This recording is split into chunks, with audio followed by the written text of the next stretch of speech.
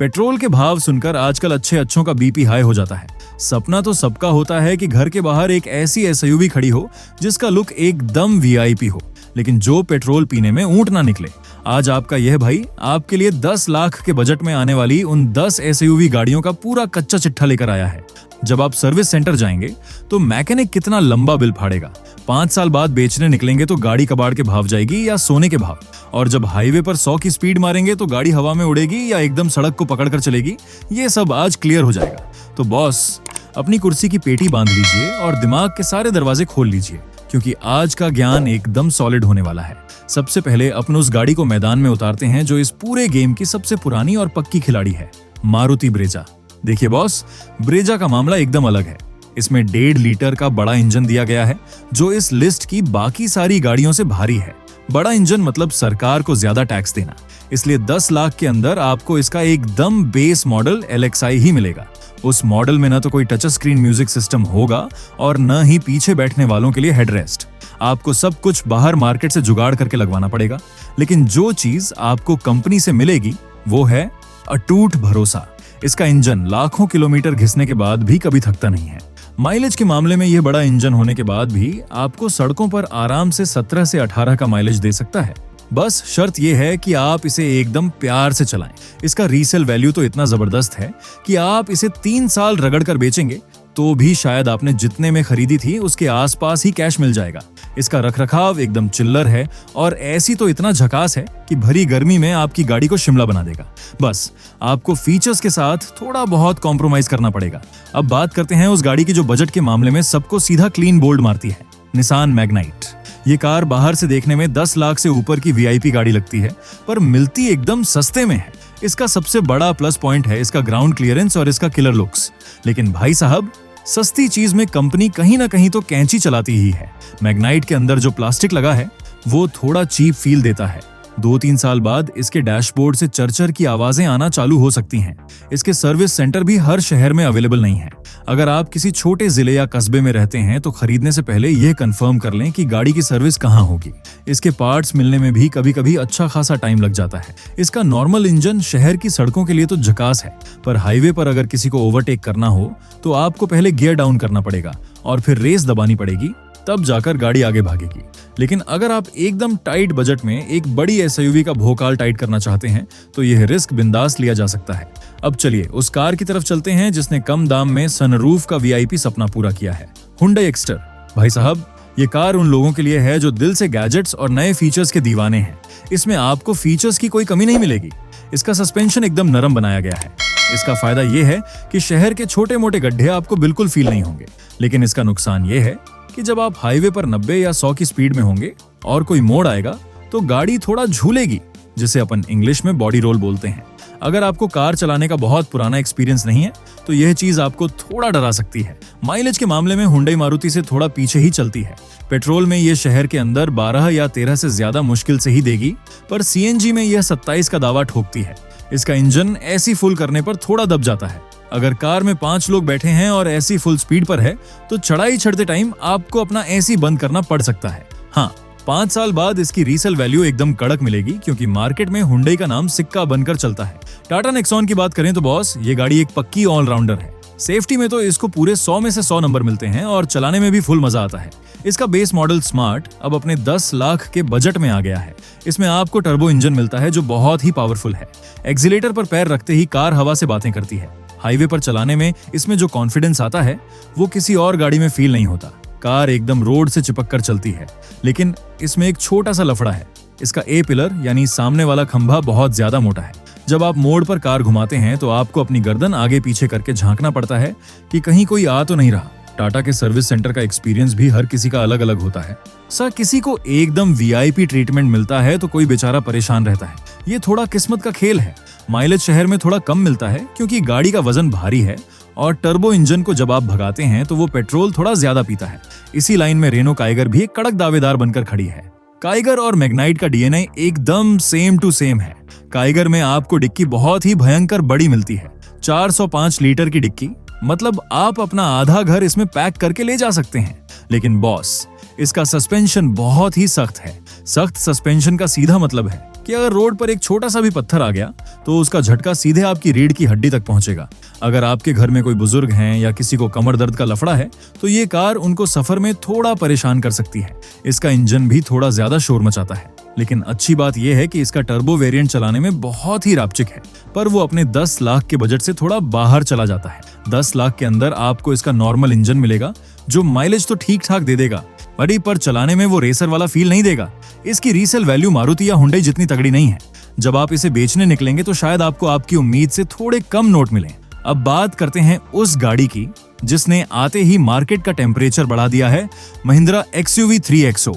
ये कार उन लोगों के लिए है जिन्हें परफॉर्मेंस का फुल नशा है। इसका पिकअप ऐसा है कि एक्सीलेटर दबाते ही आपको सीट से चिपका देगा। 10 लाख के अंदर इसके बेस मॉडल में भी आपको चारों पहियों में डिस्क ब्रेक मिलते हैं, जो बॉस एक बहुत बड़ी बात है।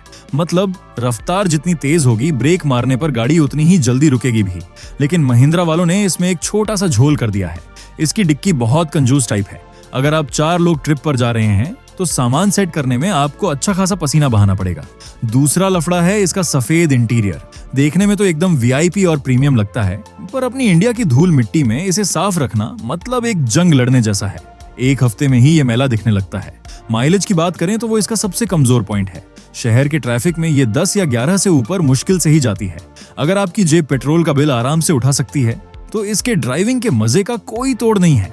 अब जरा टोयोटा टाइजर पर भी नजर डाल लेते हैं, जो मारुति फ्रोंक्स की ही सगी जुड़वा बहन है।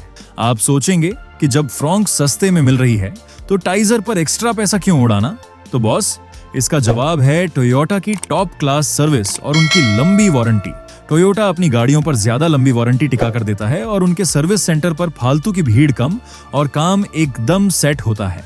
अगर आप वो इंसान हैं जिसे शांति मांगती है और जो सर्विस सेंटर के धक्के नहीं खाना चाहता, और तो कुछ हजार रुपए ज्यादा देकर टाइजर उठाना एकदम समझदारी का काम है। इंजन और माइलेज वही मारुति वाला है, मतलब एकदम भरोसेमंद और सस्ता। बस फर्क है तो उस टोयोटा के बैज का और उस बैज के पीछे मिलने वाली भारी इज्जत का। जब आप किसी महफिल में टोयोटा की चाबी मेज पर रखेंगे ना, तो उसका वजन और भौकाल थोड़ा अलग ही लेवल का होता है। अब अपन बात करते हैं हुंडई वेन्यू की।